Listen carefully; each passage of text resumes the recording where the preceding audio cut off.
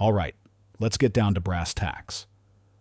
What if the firearm you've trusted for years, the one sitting in your safe right now, is already circling the drain?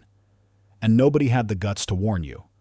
Some of the most legendary brands in American history are now barely hanging on, shedding dealers, shuttering plants, and leaving loyal gun owners holding the bag. In this breakdown, we are diving deep into 13 gun manufacturers that are teetering on the edge of collapse. We're going to cover the hidden costs and the harsh realities of owning one of their products in today's market. This isn't just about which companies are going under. It's about how fast they're disappearing. Stick with me, especially for the final few on this list. One of them still carries a reputation for being rock solid, but that illusion may not last much longer. Let's jump right in. Number 13. Remington. Back in 2018, Remington was still a titan, moving hundreds of thousands of shotguns and bolt-action rifles every single year. But by the time 2024 rolled around, after suffering through not one, but two catastrophic bankruptcies, the company was a shadow of its former self.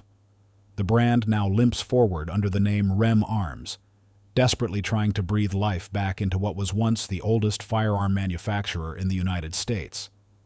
Classic workhorse models like the 870 pump shotgun and the 700 bolt-action rifle, once the go-to choices for rugged reliability, became plagued with problems.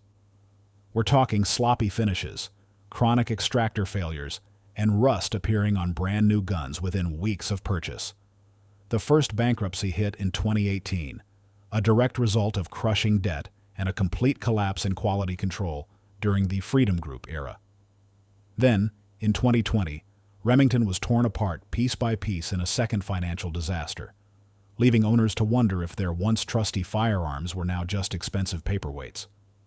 That same year, Rem Arms rose from the ashes, launching a new facility in Georgia and boldly claiming that quality was back on track. But the reports of corrosion and mechanical issues on fresh-off-the-line firearms have not stopped. They remain tight-lipped about their sales numbers, making it impossible to gauge their true health. For those who own models from that troubled Freedom Group era, the outlook is bleak. Spare parts are becoming increasingly difficult to find, and resale values continue to plummet. The brand that once armed America is now just fighting to stay in the game. Number 12. Colt Manufacturing. Once upon a time, there was no name more synonymous with American firearms than Colt. They gave us legends like the 1911 pistol and the Python revolver, firearms that are etched into the very fabric of our nation's history. But by 2015, the writing was on the wall. Colt filed for Chapter 11 bankruptcy after years of steady financial decline. The company had leaned too heavily on government contracts and had utterly failed to keep pace with the innovation and demand of the civilian market. Even before the financial collapse, customers were already sounding the alarm about subpar machining, constant misfeeds, and inconsistent build quality. The very brand that helped tame the American frontier was losing its edge.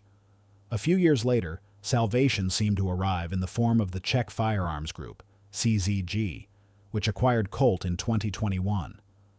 With fresh investment and access to modern manufacturing techniques, things started to look up. Military contracts helped stabilize their bottom line, and new revolvers and handguns began hitting the market once again. Colt even managed to clear its debt. But old wounds take a long time to heal. Civilian production of their AR-style rifles was halted back in 2019, citing market oversaturation. And though the acquisition saved Colt from total extinction, a critical question remains. Can a foreign parent company truly keep this American icon alive for the long haul? Number 11. Watchtower Firearms. In 2022, a fresh name burst onto the scene, promising cutting-edge designs and next-generation platforms. Watchtower Firearms generated significant early buzz with their Apache handgun, Bridger Series rifles, and Raider carbines. On paper, they looked impressive. But within just 3 years, by February of 2025, the company slammed straight into Chapter 11 bankruptcy. That's not a slow decline. That's a full-on nosedive. A perfect storm of soaring inflation, high interest rates, and a shrinking firearms market proved to be fatal. On top of that, Watchtower had racked up a mountain of unpaid taxes and vendor debts that spiraled completely out of control. Customer orders were delayed for months as their internal systems collapsed. Even their 2023 acquisition of F1 Firearms couldn't keep the ship afloat. While the company claims it's still processing limited orders during its reorganization, the long-term future looks incredibly bleak. Warranty service, parts availability, and any form of customer support are all in limbo. For the early believers who invested in the brand, it's a harsh lesson in just how risky new firearm startups can be. Number 10. SCCY Firearms. If you've ever shopped for a firearm on a tight budget, chances are you've come across SCCY. Models like the CPX-1 and the DVG-1 Red Dot offered low-cost concealed carry options that still managed to perform decently for their price point. By 2022, SCCY had actually cracked the top 10 list of domestic pistol manufacturers, selling over 113,000 handguns that year. But that success story unraveled with shocking speed. In March of 2025, SCCY vanished from the industry almost overnight. The trigger? Over $249,000 in unpaid taxes. By June, the company's assets were seized and auctioned off, effectively erasing SCCY from existence. Factory warranty support disappeared instantly, leaving tens of thousands of owners completely stranded, with no access to parts or repair options. Lawsuits from municipalities back in 2022 had already drained some of their resources, but the speed of the final collapse caught nearly everyone off guard. Now, anyone holding one of their pistols is dealing with a cold, hard reality. No backup, no warranty, and absolutely no future resale value. That affordable option just turned into a dead-end investment. Number 9. Phoenix Arms. If you've ever picked up one of these pistols, you were likely chasing the absolute bottom of the price barrel. Phoenix Arms essentially picked up where the infamous Raven Arms left off, continuing the legacy of so-called Saturday night specials. These were pistols built on the cheap, using Zamok alloy frames, and they were not exactly known for their stellar performance. Their most recognized offerings, the HP-22 and the HP-25, became notorious for their reliability issues and low build quality. Then, in early 2025, it all came to a screeching halt. Phoenix Arms officially shut down all of its manufacturing and sales operations. There are no more new pistols, no more frames, and absolutely zero factory support. You might still be able to find a few replacement parts floating around with third-party distributors, but that's about it.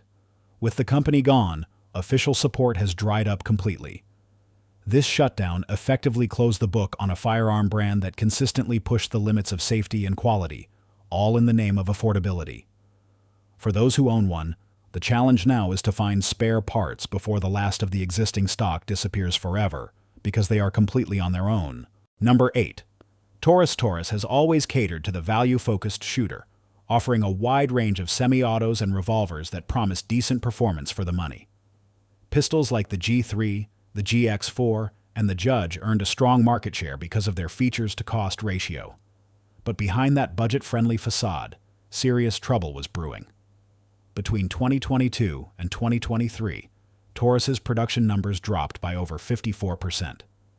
That's not a slowdown. That's a full-on collapse. The company has been facing widespread and persistent quality control problems, with multiple recalls triggering alarm bells throughout the firearms community. The GX4 had a critical drop safety flaw that could cause the firearm to discharge unintentionally.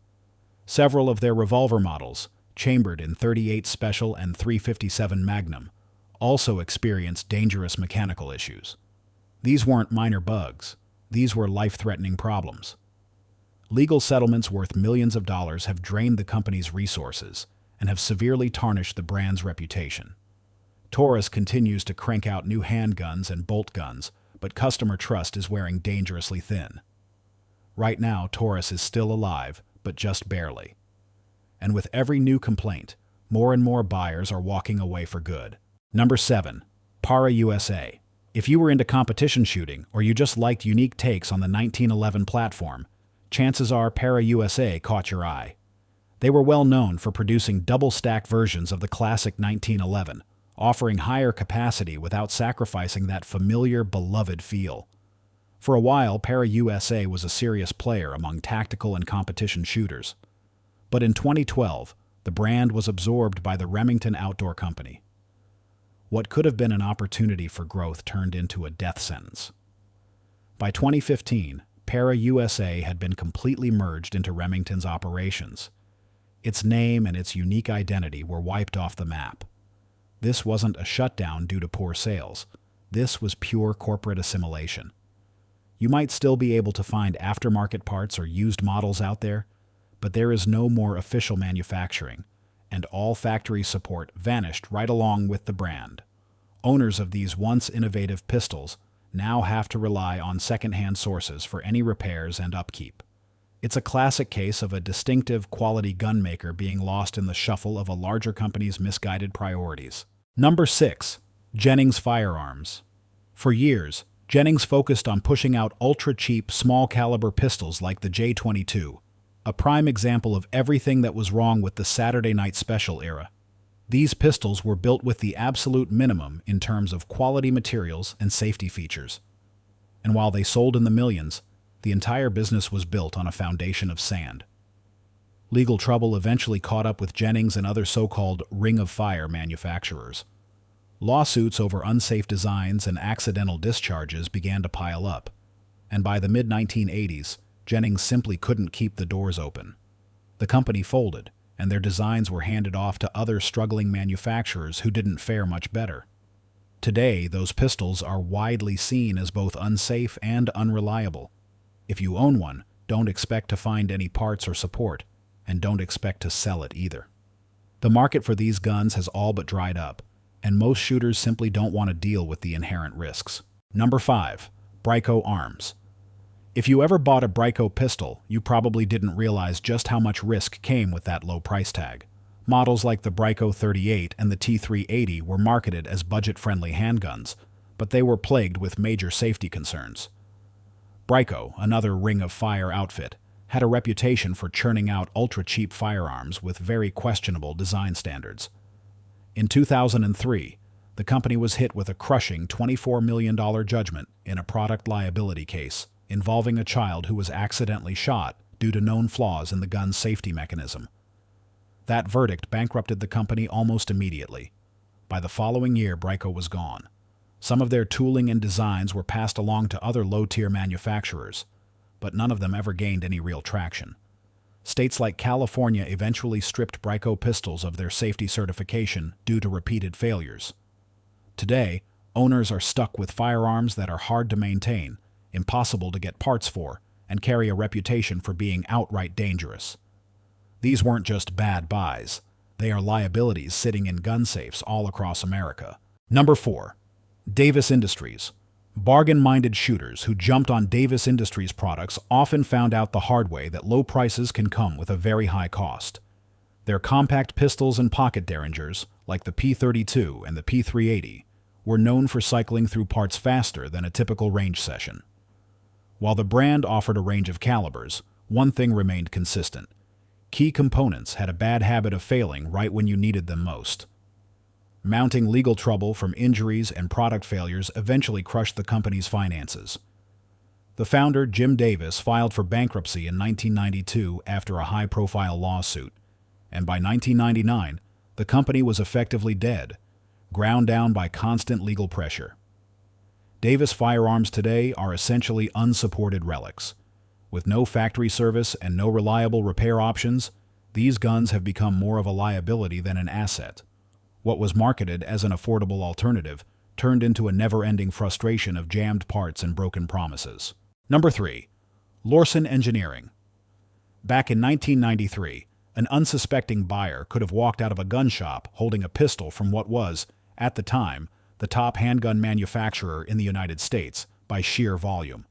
Lorcin Engineering pumped out over 341,000 pistols in that year alone. Their ultra-low-cost models like the L22, the L25, and the L380 filled the shelves and the return bins, but volume could not make up for their abysmal build quality. Their guns routinely broke down under basic use, leading to Lorcin becoming one of the most frequently returned brands in the entire industry. Legal challenges soon followed. By 1996, They were forced into bankruptcy, and 2 years later, over 20 additional lawsuits had piled up against them. When the doors finally closed for good, the brand became a prime example of what happens when quantity completely overshadows craftsmanship. Owners today face the same familiar problem: no service, no support, and no value. These handguns are now remembered as cautionary tales, not as trusted tools. Number 2. Jimenez Arms buyers who picked up a Jimenez Arms pistol, whether it was the JA-22 or the JA-9, were usually looking for a budget-friendly piece, but they often ended up with a lemon. Carrying on the Ring of Fire legacy, these handguns were built with cheap, zinc-based alloys and had a nasty habit of malfunctioning.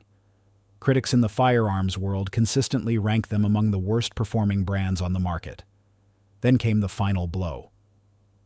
In February of 2020, the company entered Chapter 7 bankruptcy, triggered by multiple lawsuits filed by cities and anti-gun advocacy groups.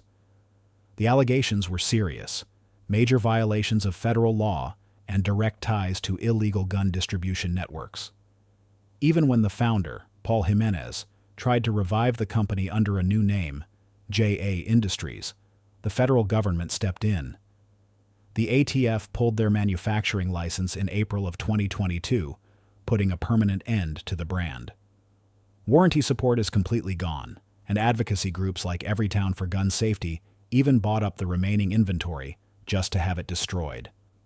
Today, Jimenez owners are stuck with unsupported low-value guns that the entire industry has walked away from. Number 1. Raven Arms. Those who still own a Raven Arms pistol are holding on to one of the original Saturday night specials that helped launch the entire concept. The P25 and the MP25 became icons of the ultra-cheap handgun market, with millions of them sold across the country thanks to their rock-bottom pricing. But that affordability came at the cost of both reliability and safety. Built with fragile materials and questionable designs, these 25 caliber pistols were notorious for jamming, breaking, or discharging unintentionally. Raven Arms ceased its operations in November of 1991 after a fire destroyed their factory. The company never recovered. The founder, George Jennings, stepped away from the business, and the designs were later passed on to Phoenix Arms. Today, Raven pistols are viewed more as safety hazards than as functional firearms. There's no official service, no factory parts, and no resale market to speak of. These handguns have become dead weight in many collections, which is a fitting end for a company that helped start the race to the bottom of the firearms world. These brand collapses aren't just footnotes in the history of the gun industry. They are caution signs for every single buyer. A firearm is only as good as the company that stands behind it. And when that company vanishes, so does your support, your warranty, and often, your resale value. For those of you looking to invest in a new handgun or rifle, the lesson here is clear. Do your homework, check the track record, and don't let a low price tag blind you to the long-term risks. Let me know down in the comments if any of these surprised you, or if you've ever been burned by a company that went under. Your experience could save someone else from making the same mistake. If you found this breakdown valuable, hit that like button, subscribe if you haven't already, and share this with a fellow shooter. Stay sharp, stay informed, and I'll see you on the next one.